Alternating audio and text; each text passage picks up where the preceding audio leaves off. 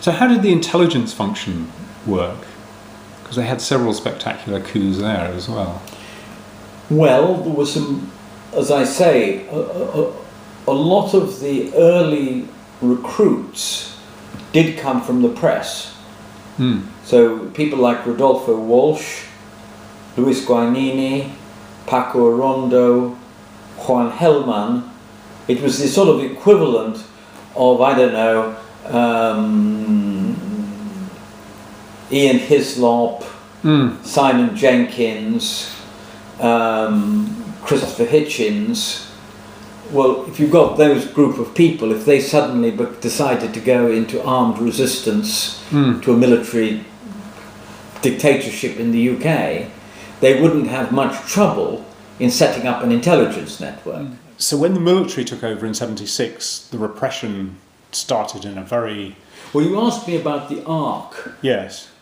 I think that the game was really, with hindsight, the game was over once Peron turned against the armed organizations, because they'd come out of hiding. You know, suddenly they were public, they were the wing of the victorious political movement that had overthrown the military.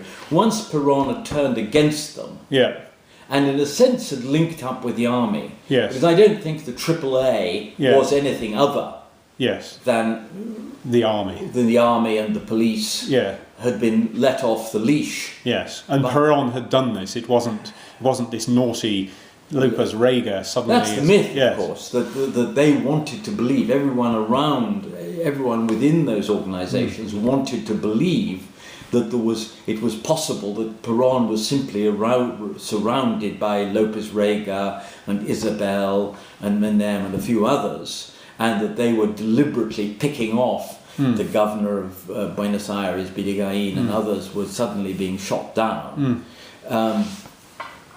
I think that's a myth. Yes. I think Peron had decided that the people who brought him to power are expendable. Yeah. He was back in Argentina. He was the president. He wanted to leave his wife a legacy. Yeah. I don't know whether he knew he was going to die a year later. I mean, who knows? Yeah. But he was an old man. And he decided, instead of setting himself up as the leader of a popular crusade, he reverted to type. Yes, and wanted a more conventional form of power. And I imagine he was supported by his immediate entourage and by the right wing of the Peronist movement, which was always there, and they decided they could eliminate the popular movement. Camper did as he was told. There was no resistance to Peron becoming the candidate. And almost from the moment he got back, well, it was from the moment he got back, they started shooting on the crowds that had come to welcome him at Ezeiza. They were fired on, and I think that, in hindsight, that was the end. But the second wave of repression, the counter-terror, if you will, that did not really take off until March 1976, when Videla took over. And then it was very naked. It was pretty indiscriminate. People were disappearing all the time. It was the families of people who were suspected of involvement with the Montoneros. And of course, they had a lot of names. These people had been out in the open. They had been addressing rallies. They'd been writing. There were publications under their names. It wasn't... And people began to go into exile, of course.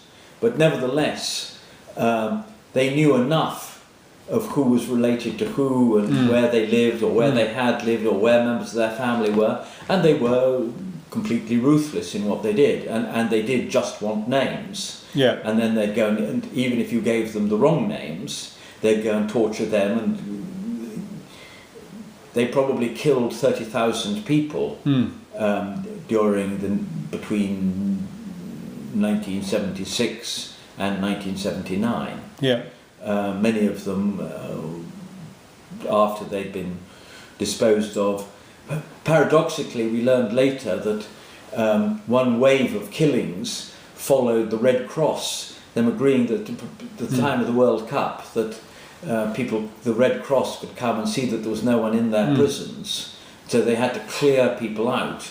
So that was when they went and dropped all the bodies into the River Plate out of helicopters. And that's now very well attested. There's a great deal of evidence now about what did happen and who did what when. So I don't think there's any doubt about it. The killing, the counter-terror, as you call it, was far more extreme than anything suffered by the left in Chile in 1973. And the children of many of the families were then given away into adoption. Many of and that leads to, and it really is a kind of. The Economist a couple of weeks ago reviewed 3 novels, and after all, we're talking about something that happened 35 years ago, and they say how all these 3 novels are overshadowed by what happened during that decade. And a film that won a prize at Cannes a couple of years ago, The Secrets in Their Eyes. Yes. Again, that is all about that period and what happened, and the consequences, how those consequences go on. Yes. And people now discovering secrets about their family that have been kept hidden on both sides. People who, for whatever reason, have hidden their association with the resistance against the military, and of course those who've hidden their involvement or their complicity in the repression. So it had, I think, an appalling psychological effect on Argentina over the 3 decades, and I think that is only now beginning to be worked out. And what happened to the individual Montonero members who, when they came back from exile? Well, of course, it was a slow return, because under Alfonsín, they remained wanted for subversion. They could have been tried and imprisoned if they returned openly. Obviously, some returned because no one knew they had been involved in these things. There were many people in exile who had had no involvement with the resistance. They'd gone into exile for all kinds of reasons. I mean, in 1966, there was tremendous repression of the university. Many members of the faculty came to England and Spain and France and staffed university departments here. So I'm sure there was a sort of seeping back. And some of the more notable ones were given explicit amnesties. And then gradually people have started looking for their children. There was the very celebrated case of Juan Hellman discovering what had happened to his grandchildren and bringing cases. He was able to bring a case against the military and the police involved in that. It's been mixed, and then many went back into politics, and the President Kirchner, who's now dead, the late President Kirchner, had a close involvement with that wing of Peronism, with the progressive or the insurrectionist wing of Peronism. You've got people like Miguel Bonasso, who's a deputy. There are other people who are governors of provinces. So it's been the people around Kirchner are many of them people who sort of cut their political teeth in support of Campera in 1972 and were part of that opening and flowering of the armed resistance into a popular movement.